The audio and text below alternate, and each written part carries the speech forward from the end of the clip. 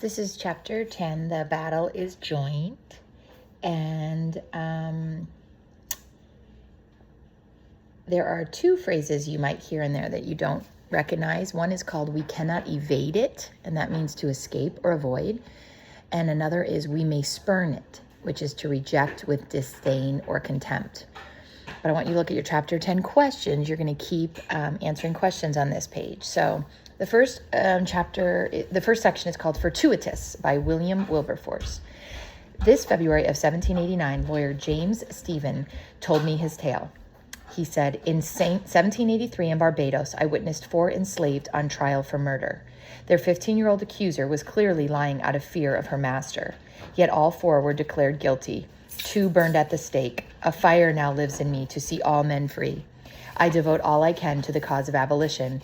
As I live on St. Kitts, a government trade lawyer, need data on the trade. I am reputable and my numbers are good, but I am not involved directly. How can I help? So this lawyer wants to help them with the stuff that's happening with the slave trade. The Privy Council Report by William Wilberforce. Released in April 1789, the 850-page Privy Council Report on the slave trade's effect on British commerce.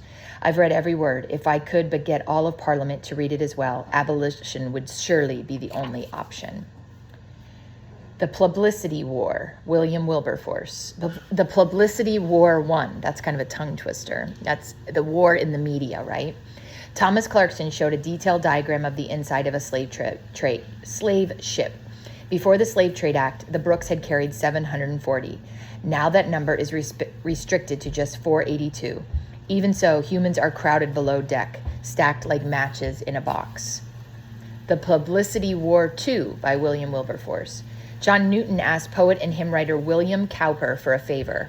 Best known for his line, "God moves in a mysterious way, his wonders to perform." Now Cowper writes on behalf of the enslaved. In the 7th final stanza of The Negro's Complaint, he writes, speaking as an African, Deem our nation brutes no longer, till some reason ye shall find, worthier of regard and stronger than the color of our kind.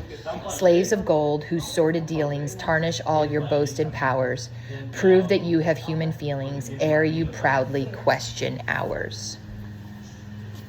So they have a guy who's going to write a hymn, right? That's going to maybe help.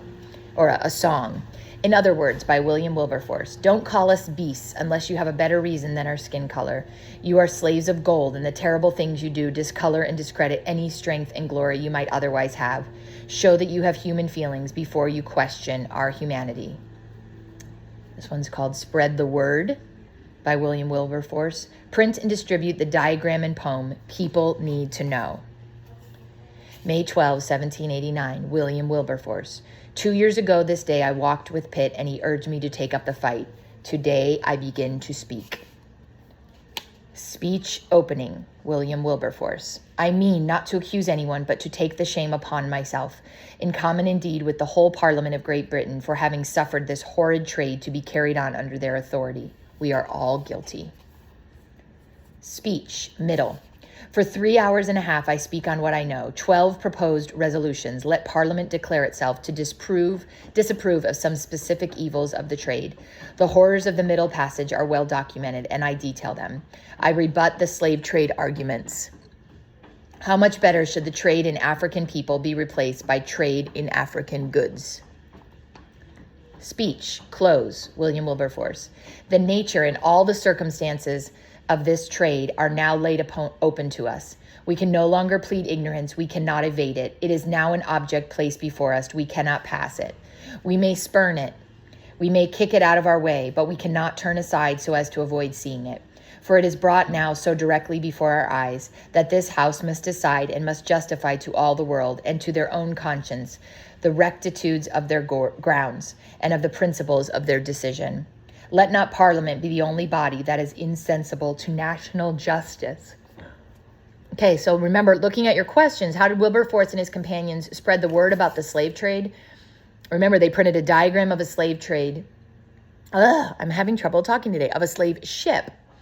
And they had a passionate poem by a well-known poet about it as well in order to spread the word. And Why was Wilberforce desolate when he first spoke to the House of Commons? He spoke for 3.5 hours, and here's what they said immediately after. Speaker of the House Edmund Burke supported. Prime Minister William Pitt supported. Leading member Charles Fox supported. Reason and Story by William Wilberforce. Pitt spoke of justice using logic, appeal to the rational thought of man. Fox told stories, appeal to the feelings of man. Hear and See by Charles Fox. Exhibit 1. The runaway slave caught, returned to the plantation. Slave holder ordered doctor, amputate. Doctor refused. Owner broke the leg himself. Exhibit 2. A girl stripped, tied to a beam by her wrist, poked with burning brands. Is this not the same cruel insanity that gripped the Roman despots, Caligula, Nero, and the like? I ask, sir, how we would feel if captured and carried away by a tribe as savage as our countrymen on the coast of Africa show themselves to be. And more chime in. This is various voices. Wilberforce has misinterpreted how bad it is. Another said, the Africans are very happy. I have often expressed the wish that the English laborer might be half as happy as the slave. Don't feel sorry for the Africans. Another said, the weak suffer in this hard world. That's how it has always been, how it is, how it will be. Weaker people suffer for their weakness. That is part of the world order over which we have no control. Another said, we cannot right all wrongs. Should the trade be abolished, it will mean the downfall of Britain, merchants ruined, mass uprising of the enslaved peoples, the loss of our colonies. And of course, the slaves not taken by the English will be taken by the French. The property of the West Indies is at stake. Though men may be generous with their own property, they should not be so with the property of others. And then another person said, are numbers of Englishmen to be suddenly deprived of what the law allows them to possess, of a livelihood which, unpleasant though it might be, they have so long been permitted to pursue by public opinion and with at least the tacit authority of Parliament? So the two sides in the opposition become the principled selflessness versus the practical self-interest. And I think this is really important, that Wilberforce has principles and he's being selfless. But the other side are saying they're being practical and they're thinking about their own self-interest. How can we work without the slaves? How can we accomplish what we need to get done without the slaves? And so when Wilberforce spoke for 3.5 hours, all they said at the end was, we need to investigate more. And that was pretty disheartening for him. And so those are the two sides in the opposition. Tension dissipates, which means goes away. So let's see how that happens by William Wilberforce. In the midst of the tension, the stalemate, the drama, a member of Parliament rose and said, this evidence was gathered by the King's Privy Council. The House has the right to independent investigation. I move that we create a committee to gather evidence. Let's delay action to another day. So that's where they just say, let's investigate this more. Desolate by William Wilberforce. I watched in horror as the House abandoned its responsibility, broke for summer recess, ceased discussion, postponed indefinitely. I am desolate. To Wilberforce from Thomas Clarkson. Do you remember the caution from John Wesley as we commenced this task?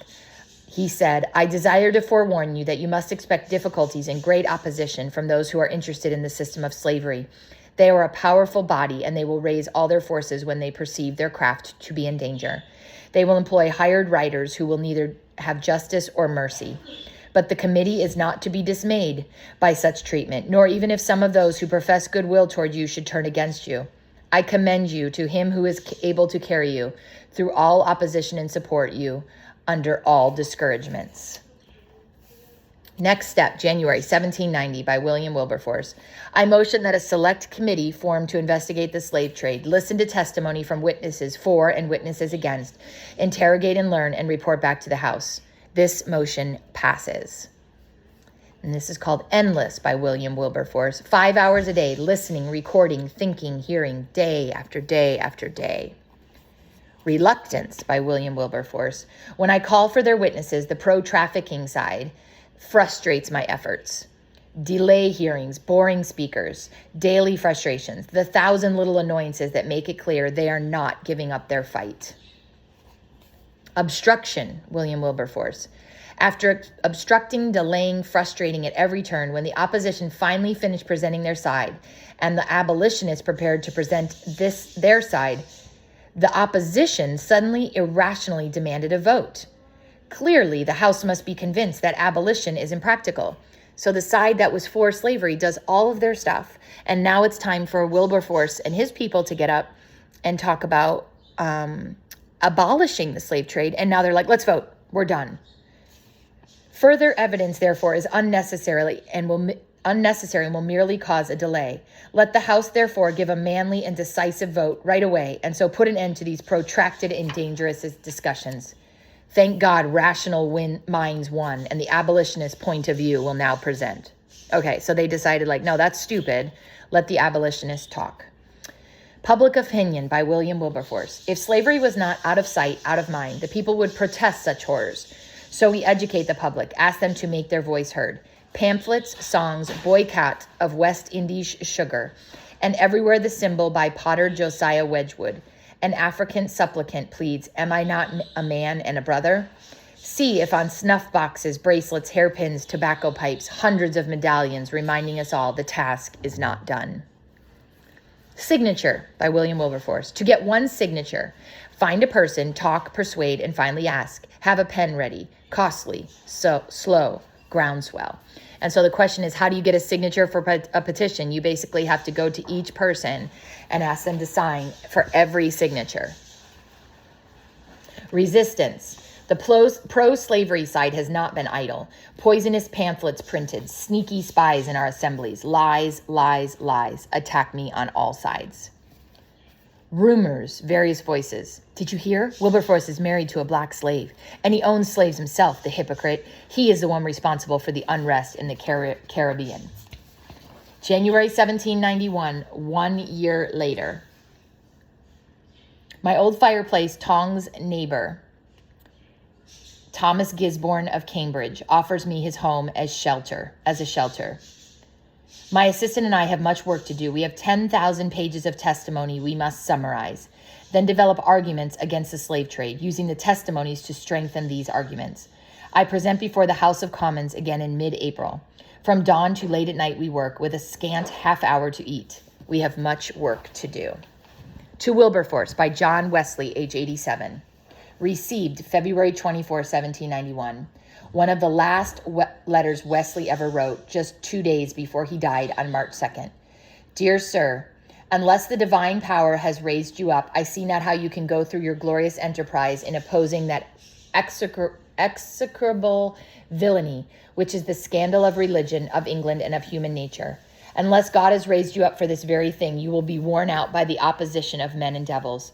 But if God be for you, who can be against you? Are all of them together stronger than God?